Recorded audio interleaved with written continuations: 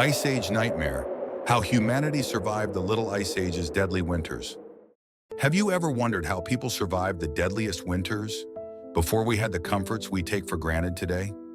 How did those living hundreds of years ago make it through winters so cold they could kill you?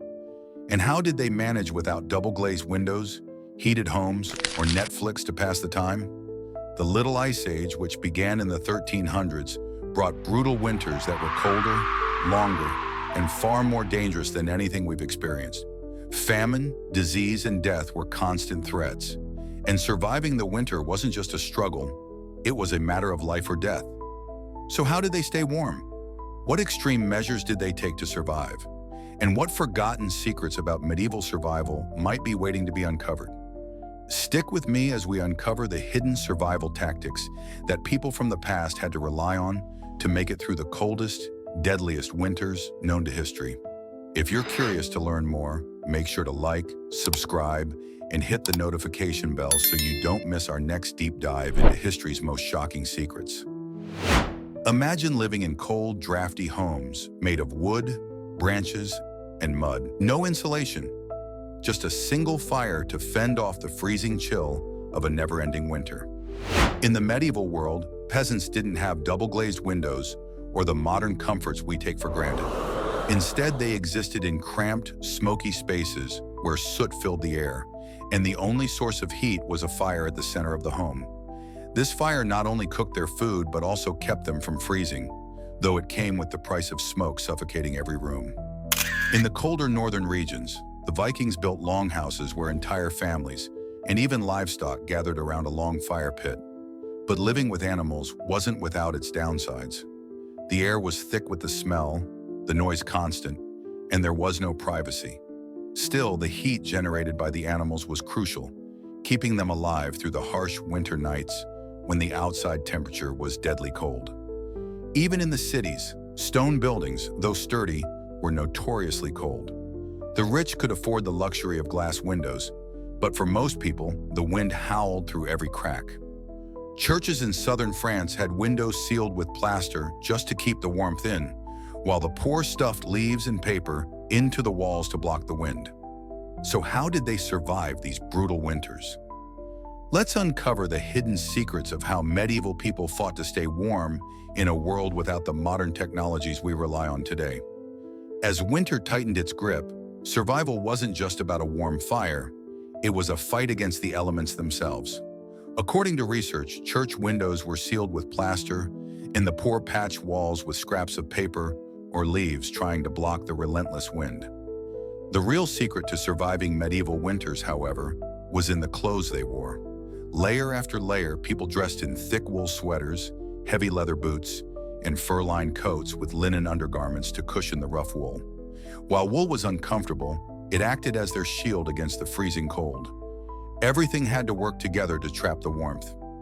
Indoors, it's believed they kept warm by wearing scarves, gloves, and cloaks, trying to trap heat close to their bodies. But no matter how many layers they wore, life inside was filled with smoke, sweat, and the smell of livestock, which were brought indoors to share the warmth.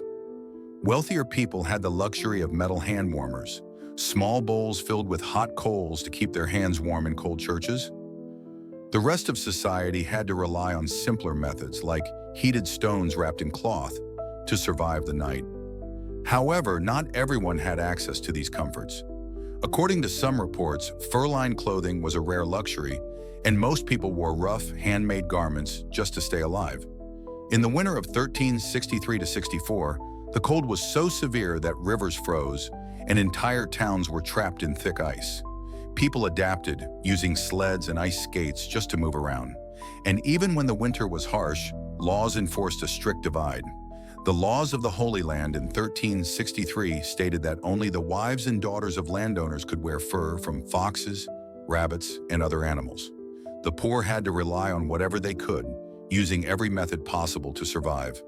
In the end, surviving the medieval winter wasn't just about finding warmth. It was about creativity, adaptability, and resilience. For those who could adapt, the cold was just another mystery to overcome. As winter's grip tightened, vast stretches of Europe were swallowed by an unrelenting freeze. Rivers like the Rhine froze for over 70 days, allowing towns like Cologne to hold markets directly on the ice. This wasn't just a rare occurrence. By 1352, even southern Europe felt the chill, with rivers near Bordeaux and Venice freezing solid. In Italy, snow buried Florence for over a month in 1359. And in Bologna, snowdrifts reached 18 feet.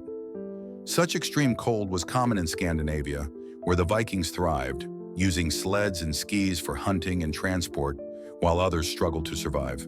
The harshness of the winters forced people to prepare all year round. Wood was gathered in the warmer months, stored and ready to burn through the frigid cold.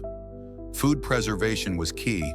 Pickling, smoking, drying, and salting were essential. Grains, beans, and meat were dried and stored in ceramic pots, while fresh fruit became a rare luxury. Dairy products like butter, cheese, and yogurt became lifelines, with some regions even making a dairy-rich food called skyr to get through the winter months. Water wasn't as much of an issue for most communities, as they were typically located near rivers or springs. When the snow trapped them indoors, they simply melted it for drinking water. But the real threat was famine. The Great Famine of 1315 to 1317 left millions dead as crops failed and hunger spread across Europe. Desperate times led to desperate measures, including cannibalism. This tragic event was just one of many, as famine hit Europe roughly every 2 decades, leaving communities scarred and struggling to rebuild.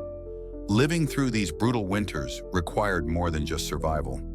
It demanded resourcefulness, resilience, and an unyielding will to endure.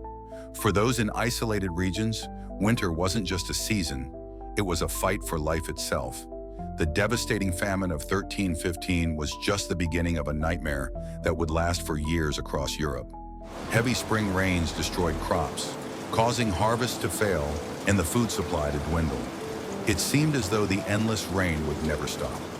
According to some theories, when the crisis reached its peak, over 30 million people were affected, and about 3 million lost their lives. In desperation, crimes such as cannibalism and infanticide became tragically common. As winter dragged on, people found ways to pass the time despite the harsh conditions. According to research, in the north, snowball fights weren't just games. They were also a way to train young Vikings for battle. For those stuck indoors, board games like chess and backgammon were ways to pass the long, dark hours.